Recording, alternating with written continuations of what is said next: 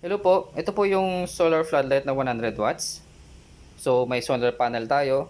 Yung ilaw po, and then at the same time ito po yung wireless remote.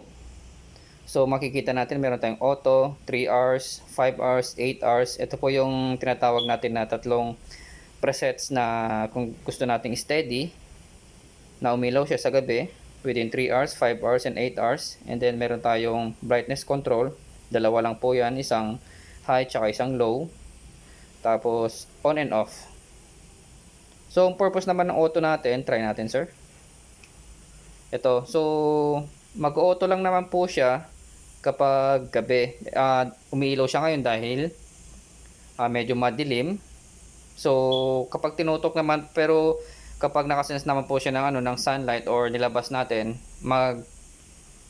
mag-off siya, mag-auto off. At the same time mag-charge siya. May makikita kayong LED indicator dito na umiilaw na kulay red. So tatry natin i-auto. Okay, ayan na auto. So ilabas natin siya.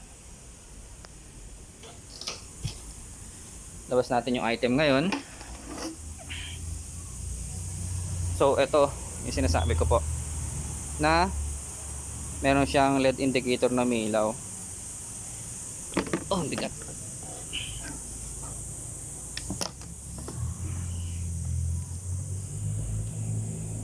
So ito siya.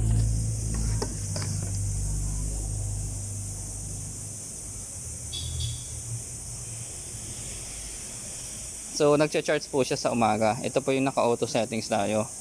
So papasok ko siya ulit dito sa may madilim na area. Yan, iilaw ulit siya.